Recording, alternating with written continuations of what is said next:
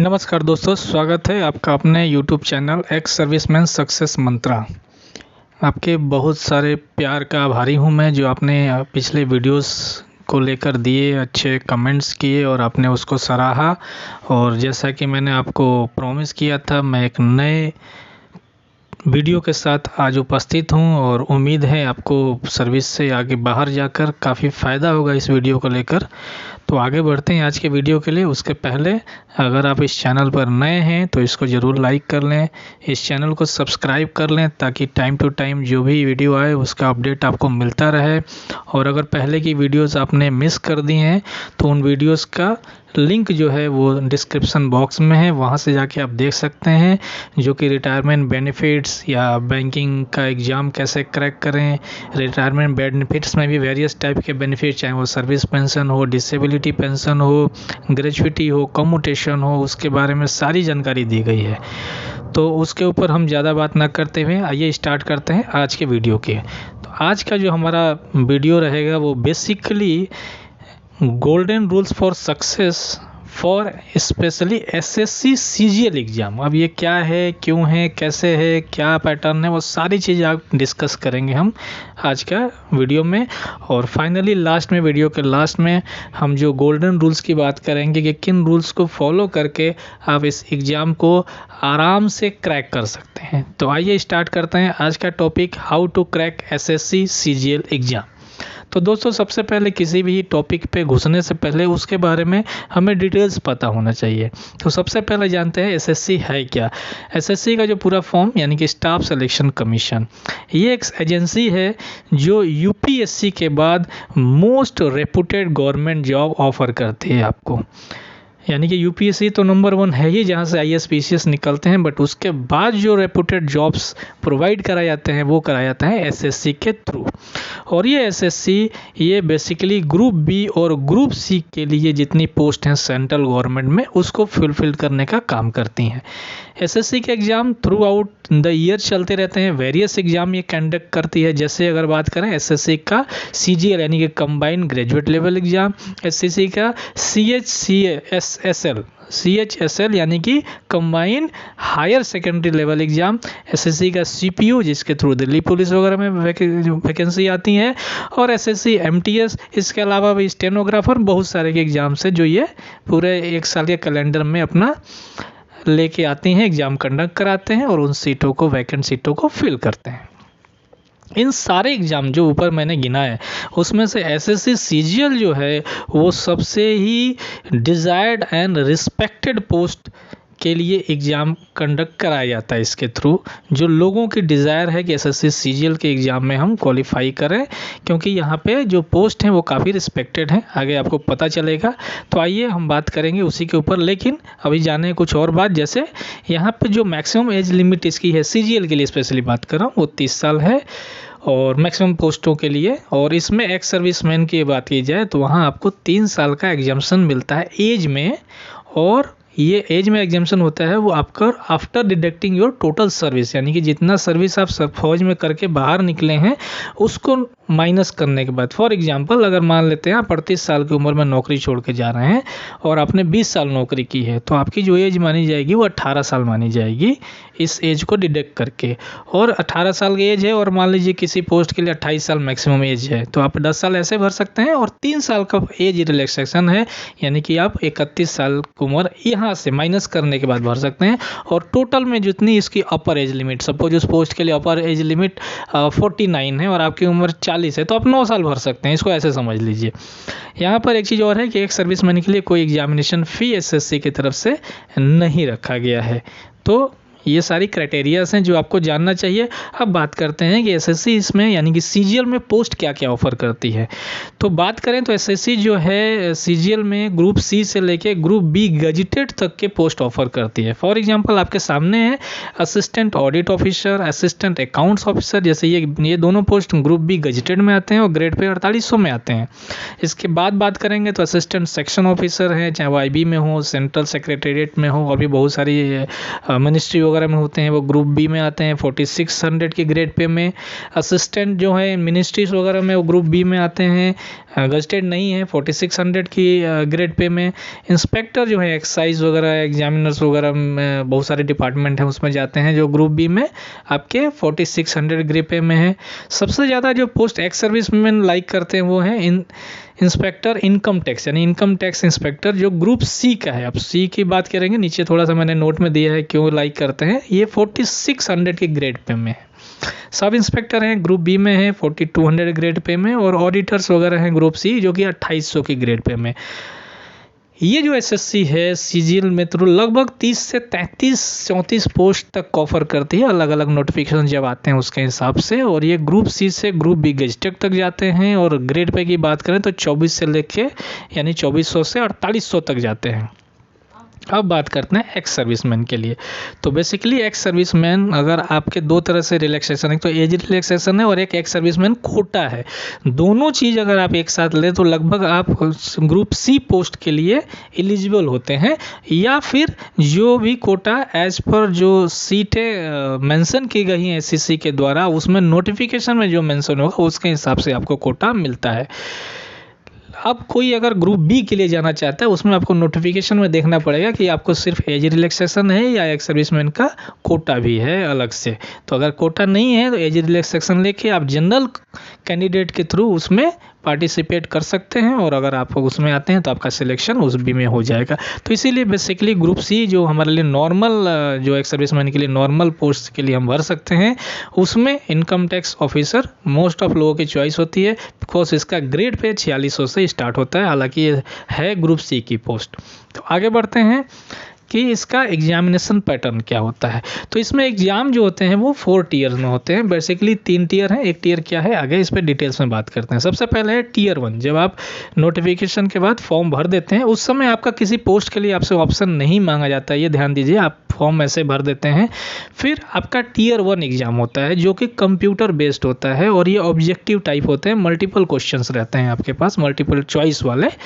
और ये total 100 question होते हैं जिसमें हर एक क्वेश्चन पे 2 मार्क्स यानी टोटल 200 मार्क्स का ये होता है टीयर 1, और आपको टाइम मिलता है 1 घंटा यानी कि 60 मिनट। टीयर 2 अगर आप इसको क्वालिफाई करते हैं तो टीयर 2 में जाते हैं, और टीयर 2 भी आपको कंप्यूटर बेस्ड होता है, एग्जाम कंप्यूटर के ऊपर होगा।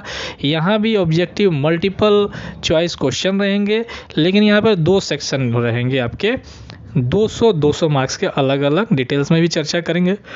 और इसमें ड्यूरेशन जो होगा वो 2 घंटा दोनों ही सेक्शन पे होगा, और ये टोटल 4 घंटा होगा। लेकिन टीयर 2 में 2 और सेक्शन होते हैं, मैंने नीचे दे रखा है नोट में, जो कि उनके लिए होते हैं जो या तो स्टैटिस्टिक्स को चुनते हैं तो एक सेक्शन 3 हो जाता है, और जो फिनेंस को चुनते हैं तो उनके लिए सेक्शन 4 हो जाता है। ये सबके लिए नहीं है, इसलिए मैंने अलग से नीचे नोट में दे रखा है। तो बेसिकली टीयर 2 में आपके 2 ही सेक्शन हैं, डिटेल्स में आगे चर्चा करेंगे, जो कि 200 मार्क्स के होते हैं। टीयर 2 क्लियर होता है तब आपका टीयर 3 के लिए आप एलिजिबल होते हैं, और यहाँ पर आपका डिस्क्रिप्टिव टाइप टेस्ट होता है, यानी कि अब आपका एग्जाम कंप्यूटर पे नहीं होगा, ये टोटली पेन पेपर जो होते हैं एग्जाम वैसा होगा, यानी पेपर के ऊपर आपको पेन से लिखना होगा। और ये बाईलिंगुअल एग्जाम होता है, हिंदी या इंग्लिश दोनों में से एक चुन सकते हैं, और ये 100 मार्क्स का होगा, 60 मिनट आपको समय मिलेगा। तो ये टोटल बेसिकली 3 टीयर है। लेकिन कुछ पोस्ट ऐसी हैं जहाँ पर आपको टाइपिंग टेस्ट, वो जो कि कंप्यूटर पर ही होता है, उसमें वर्ड का आपका देखा जाता है कि आप 1 मिनट में या 15 मिनट में कितने बार की को प्रेस कर सकते हैं या कितने वर्ड टाइप कर सकते हैं। इस तरह के जो टेस्ट हैं वो कुछ पोस्टों के लिए होते हैं। तो अगर उन पोस्टों के लिए आप एलिजिबल हैं तो आपको ये टीयर 4 का टेस्ट देना पड़ेगा, जो स्किल टेस्ट या कंप्यूटर प्रोफिशिएंसी टेस्ट होता है, ये अलग अलग पोस्टों में। तो ये सबके लिए रिक्वायर्ड नहीं है, कुछ पोस्टों के लिए है। अब आते हैं स्कीम क्या है टीयर 1 की। जो टीयर 1 में जब आप एलिजिबल हो गए, यानी आपने फॉर्म भर दिया, तो एग्ज़ाम में क्या क्या आएगा। तो टीयर 1 में 4 तरह के सब्जेक्ट रहेंगे। पहला होगा जनरल इंटेलिजेंस एंड रीजनिंग, वहाँ से आपको 25 क्वेश्चन रहेंगे, हर क्वेश्चन 2 नंबर का, तो टोटल 50 मार्क्स का। जनरल अवेयरनेस 25 क्वेश्चन 50 मार्क्स के। क्वांटिटेटिव एप्टीट्यूड यानी जिसको आप मैथमेटिक्स बोलते हैं 25 क्वेश्चन 50 मार्क्स के। और इंग्लिश कॉम्प्रीहेंशन वो भी 25 क्वेश्चन 50 मार्क्स, यानी टोटल आपके पास रहेंगे 100 क्वेश्चन मार्क्स रहेगा टोटल 200 और इन पूरे 100 क्वेश्चन करने के लिए आपको जो समय मिलेगा वो 60 मिनट मिलेगा। यहाँ पर ध्यान देने वाली बात यह है कि हर एक सही क्वेश्चन पर आपको 2 मार्क्स मिलेंगे और हर एक गलत जवाब पे आपका 1/4 यानी कि 0.5 मार्क्स कट जाएगा। इस चीज़ का ध्यान दीजिएगा। लेकिन यहाँ बैंक से एक बेसिकली अलग क्या है कि बैंक में एक सेक्शन में जो आप घुसेंगे तो उसको सेक्शन को कंप्लीट किए बिना और उसने टाइम बिताए बिना बाहर नहीं जा सकते। यहाँ पे आपको सारे क्वेश्चन आपके पास एक ही बार में आ जाएंगे और आप किसी भी सेक्शन में जाके अपने ताकत के हिसाब से, मतलब जो आपकी ताकत है, मैथ्स है, रीजनिंग है या क्या है, उसके हिसाब से इस क्वेश्चन को आप हल कर सकते हैं। आगे बढ़ें, टीयर 2 की बात करते हैं। टीयर 2 का जो एग्ज़ाम होगा वो 2 पेपर होगा, जो मैंने पहले ही बताया। तीसरा और चौथे को आप ना पढ़ें, क्यों ना पढ़ें वो मैंने बता चुका हूँ, फिर से बताऊंगा। तो पेपर 2 में 2 पेपर, पेपर 1 क्वांटिटेटिव एबिलिटीज़, ये टोटली मैथमेटिक्स जो आप बोलते हैं। क्वेश्चन होंगे 100, मार्क्स होंगे 200, यानी कि हर एक सही क्वेश्चन का 200 नंबर, और इसके लिए आपको मिलेगा 2 घंटा, अलग से 2 घंटा मिलेगा, ये ध्यान दीजिएगा। पेपर 2 जो होगा इसके बाद सेकंड सिटिंग में, वो होगा इंग्लिश लैंग्वेज एंड कॉम्प्रिहेंशन का। इसके क्वेश्चन होंगे 200 और मार्क्स होंगे 200, यानी कि यहाँ पे हर एक क्वेश्चन का 1 नंबर मिलेगा आपको, और इसके लिए अलग से आपको 2 घंटे का समय मिलेगा। अब जिन लोगों ने स्टैटिस्टिक्स लिया होगा उनका पेपर 3 भी होगा, लेकिन बाद में होगा जब यहाँ क्लियर करेंगे। और जिन्होंने फाइनेंस एंड इकोनॉमिक्स लिया होगा उसके लिए पेपर उनका 4 भी होता है, जनरल स्टडीज़ का पेपर होता है। तो इसको फिर ये छोड़ देते हैं। तो हमारा बेसिकली क्या है, पेपर 1 और 2 आपके लिए है, यहाँ 400 नंबर का आएगा। यहाँ पर ध्यान देने वाली बात है कि जो आपका क्वांटिटेटिव एबिलिटी है वहाँ पे वही सेम नेगेटिव मार्क अप्लाई होता है, यानी कि आप एक क्वेश्चन सही करते हैं तो 2 नंबर और एक गलत करते हैं तो आधा नंबर कट जाता है। लेकिन अगर इंग्लिश की बात करें यानी पेपर 2, तो वहाँ एक सही नंबर पर जो कि आपको सिर्फ 1 नंबर मिल रहा है, तो गलत नंबर पे 0.25 कटता है, यानी 1/4 कटता है। तो ये डिफरेंस हो जाता है टीयर 1 और टीयर के नेगेटिव मार्किंग में। अब आते हैं टीयर 3 का स्कीम क्या है। जब आप टीयर 2 क्लियर कर लेंगे तो आप टीयर 3 में जाएंगे, वहाँ डिस्क्रिप्टिव पेपर होगा, जैसा मैंने बताया था, यानी कि पेन और पेपर से आपको लिखना पड़ेगा। और बेसिकली यहाँ writing of essay, precis, letter, application, इसका टेस्ट होता है। ये जो पेपर होगा वो बाइलिंगुअल होगा और आप चुन सकते हैं अपने जो भी मीडियम चुनना चाहें। यहाँ पे टोटल 100 नंबर होंगे और 60 मिनट में आपको हल करना होगा और आपका पेपर 3 क्लियर हो गया। तो अगर आप ऐसी पोस्ट के लिए नहीं अप्लीकेबल हैं जहाँ पे कि टाइपिंग टेस्ट या कंप्यूटर का प्रोफिशिएंसी टेस्ट होना है, तो आप डायरेक्टली आपका वेरिफिकेशन होगा डॉक्यूमेंट के और आप सिलेक्ट हो जाएंगे, पोस्ट आपको मिल जाएगी, ऑफ़र की जाएगी। और अगर आप इसके बाद ऐसी पोस्ट के लिए फॉर्म भरे हैं जिसमें कि आपको स्पीड टेस्ट देना है या कंप्यूटर प्रोफिशिएंसी टेस्ट देना है, तो आपको एक टीयर 4 भी क्लियर करना पड़ेगा। लेकिन टीयर 4 के मार्क्स कैलकुलेट नहीं होते हैं, वो क्वालिफाइंग नेचर का होता है, यानी आपने वो टेस्ट पास कर लिया तो बस उसकी ही ज़रूरत है, टेस्ट में फेल नहीं करना है आपको। अब बात करते हैं कि सिलेबस क्या है, कि जो हम टॉपिक आ रहे हैं। तो सबसे पहले टीयर वाइज बात करेंगे। तो टीयर 1 यानी कि 4 जो वहाँ पे सेक्शन है, पहला है जनरल इंटेलिजेंस एंड रीजनिंग। बहुत सारे टॉपिक आपको नजर आए हैं, लेकिन ये मैक्सिमम टॉपिक आप लोगों ने पढ़ रखे हैं बचपन में या अभी अगर तैयारी कर रहे हैं तो पढ़ रहे हैं, तो इससे घबराना नहीं है। एक बार इसको ज़रूर देख लीजिए कि किस किस टॉपिक से क्वेश्चन आता है। तो इसको आप स्लाइड को पॉज करके या आपका इसका स्नैपशॉट लेके आप देख सकते हैं कि ये टॉपिक पे आपको क्वेश्चन जनरल इंटेलिजेंस या रीजनिंग में आएगा।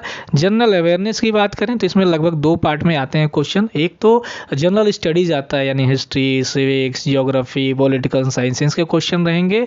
और एक जो होता है सेक्शन, यानी कि एक ही सेक्शन होता है बट इसमें कुछ जो आधे टाइप क्वेश्चन 40-60% टाइप में आते हैं, वो जनरल अवेयरनेस, यानी कि पिछले 6-8 महीने में आपके आसपास क्या हुआ, यानी वर्ल्ड लेवल पे क्या हुआ, इसके बारे में क्वेश्चन रहता है।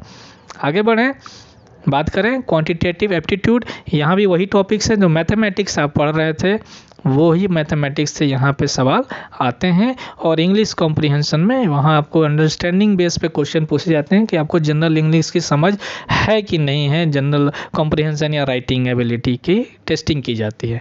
अब बढ़ते हैं टीयर 2 के सिलेबस की तरफ। तो टीयर 2 में जो एक बड़ा 2 ही पार्ट है, आपको पता है, क्वांटिटेटिव एबिलिटी यानी मैथमेटिक्स। यहाँ पर एक जो चीज़ होती है, अलग होती है बैंक से, वो होती है आपको यहाँ पे एडवांस मैथ पूछा जाता है इसमें, बाकी जनरल मैथमेटिक्स के अलावा, और जियोमेट्री भी उसमें शामिल होता है। तो ये 2 चीज़ आपको अलग से, बैंक से टोटली डिफरेंस है, तो उसके लिए आपको अलग से प्रिपेयर करना पड़ेगा। बाकी ऑलमोस्ट आपको देख रहे होंगे जो आपने प्री के लिए तैयारी की थी, यानी कि टायर 1 के लिए, वही यहाँ पर भी टॉपिक्स हैं। कुछ टॉपिक आपके डिफरेंट होगा, वो आप इसको स्नैपशॉट लेके देख सकते हैं। और दूसरा जो होगा वो होगा इंग्लिश लैंग्वेज एंड कॉम्प्रीहेंशन। वहाँ आपको synonyms, antonyms, spelling detection, idioms, phrase, ऐसे बहुत सारे के जो हैं, आप इस टॉपिक को पूरा पढ़ लीजिए स्नैपशॉट लेके, तो आपको पूरा पता चल जाएगा कि इंग्लिश लैंग्वेज एंड कॉम्प्रीहेंशन में आपको क्या पढ़ना है। अब आते हैं गोल्डन रूल्स पे, जो कि मैंने बोला था कि आखिर इस एग्ज़ाम में हम सक्सीड कैसे करेंगे। तो सबसे पहला, किसी भी एग्ज़ाम को पास करने के लिए, किसी एग्ज़ाम में सफल होने के लिए पैनिक नहीं होना है, घबराना नहीं है। Don't panic. क्यों? सबसे पहला, आपका जो पार्टिसिपेशन है वो एग्ज़ाम में एज एन एक्स सर्विसमैन है, आप जनरल कैंडिडेट के साथ compete नहीं कर रहे हैं, तो आपकी जो कंपटीशन है वो एक्स सर्विसमैन के इर्द गिर्द ही रहेगी। दूसरा, अब सक्सेस करने के लिए आप एक्यूरेसी पे ध्यान दीजिए, यानी कि बी एक्यूरेट, क्योंकि नेगेटिव मार्किंग है। नेगेटिव मार्किंग है तो अगर आप गेस करके आंसर देंगे और आपके आंसर ज़्यादा गलत हुए तो आपके ज़्यादा मार्क्स कट जाएंगे और फिर आप क्वालिफाई नहीं कर पाएंगे। तो कोशिश करें कि जो आप सवाल को जानते हो उसी का ही जवाब दें। यहाँ पे आपके लिए फ़ायदा क्या है, कोई सेक्शनल कट ऑफ नहीं है, तो जो भी पोर्शन आपका स्ट्रॉन्ग है उसके आप मैक्सिमम सवाल कर सकते हैं, ताकि आप उस पोर्शन में ज़्यादा से ज़्यादा मार्क्स ला पाए। तो आप अपने स्ट्रॉन्ग पार्ट पे फोकस करें, एग्जामिनेशन टाइम है, बाकी आप कोशिश करें एग्जाम के पहले कि सारे पार्ट एक स्ट्रॉन्ग हो, तो बहुत बढ़िया है। एक और फ़ायदा क्या रहेगा कि जैसे बैंक में हर सेक्शन का अगर 20 मिनट है तो 20 मिनट के अंदर आप दूसरे सेक्शन में नहीं जा सकते। यहाँ ऐसा नहीं है, सारे सवाल एट ए टाइम आपके पास आ जाएंगे और आप स्किप करते हुए आगे भी जा सकते हैं और पीछे भी आ सकते हैं। तो जो सवाल आपको आ रहे हैं आप उसको पहले कर सकते हैं, ताकि अपना टाइम अपना बचा सकते हैं। और जो भी अभी तक के रिजल्ट आए हैं एक सर्विसमैन का, अगर उस बेस पे बात किया जाए तो अगर आपको टियर 1 क्रॉस करना है तो कोशिश करिए कि आपको 100 का टारगेट रखिए। 200 मार्क्स का पहला टियर 1 है, अगर आपको याद होगा जो मैंने बताया था, तो 100 मार्क्स अगर आप लेके निकल लेते हैं तो आपके चांसेस हैं कि आपका टियर 1 क्लियर हो जाएगा। आप 125 लाते हैं तब तो डेफिनेटली क्लियर हो जाएगा, क्योंकि 80 से 100 के बीच में कट ऑफ इसका रहता है एक्स सर्विसमैन के लिए 200 मार्क्स में। अब जब टियर 1 हो गया तो फिर आप टियर 2 में गए। टियर 2 में अप्रॉक्सीमेट आपको 250 के ऊपर का टारगेट रखना है। 300 से ऊपर है तो और अच्छी बात है, 400 नंबर का एग्जाम में, बट 250 के ऊपर है तो आप उम्मीद कर सकते हैं कि आपका टियर 2 भी क्लियर हो जाएगा। फिर टियर 3 है और आपका फिर सिलेक्शन हो जाएगा। तो उम्मीद है दोस्तों आज का ये वीडियो आपको काफ़ी पसंद आया होगा, और आपको अगर आप एसएससी की तैयारी कर रहे हैं तो उसमें आपको हेल्प मिलेगी। नहीं भी कर रहे हैं, अगर आप बैंकिंग की भी तैयारी कर रहे हैं तो आपको ज़रूर आइडिया मिल जाएगा कि बहुत ज़्यादा डिफरेंस नहीं है वहाँ से। बैंकिंग में इवन रीजनिंग का लेवल जो काफ़ी हाई होता है, एसएससी में थोड़ा नीचे होता है, मैथ में भी वहाँ हाई होता है या नीचे होता है। तो आपको ऑलमोस्ट थोड़ा सा डिफरेंस, अगर आप जो हाई इसका अगर बात करें बेसिकली एडवांस मैथ्स का, वो अगर आप पार्ट लेते हैं, उस डिफरेंस को अगर आप फुलफिल कर लेते हैं तो आप एसएससी का एग्ज़ाम भी आप आराम से क्लियर कर सकते हैं। तो उम्मीद है कि ये वीडियो आपको पसंद आया होगा, तो इसको शेयर करें अपने दोस्तों के साथ, ज़्यादा से ज़्यादा लाइक करें वीडियो को और इस चैनल को सब्सक्राइब कर लें, क्योंकि आगे भी हम बहुत सारे सेक्शंस जो मैथमेटिक्स के फार्मूलाज वगैरह जो शॉर्टकट फार्मूला है उसको भी लेकर आएंगे। डिटेल्स में भी कुछ चैप्टर पे बात करेंगे। जो बेसिक की बात करूंगा, मैं एडवांस की बात नहीं करूंगा, कि बेसिक क्लियर हो जाए तो उसके बाद तो हम जैसे जैसे प्रैक्टिस करते जाएंगे वैसे वैसे हमारा स्पीड बढ़ता जाएगा। तो तब तक के लिए उम्मीद है आप सेफ हैं, क्योंकि कोरोना काल चल रहा है। सेफ रहें, घर से कम निकलें, ज़रूरत हो तो ही बाहर जाएं और बैठ के इस टाइम को यूटिलाइज़ करें पढ़ाई में। तब तक के लिए जय हिंद, जय भारत।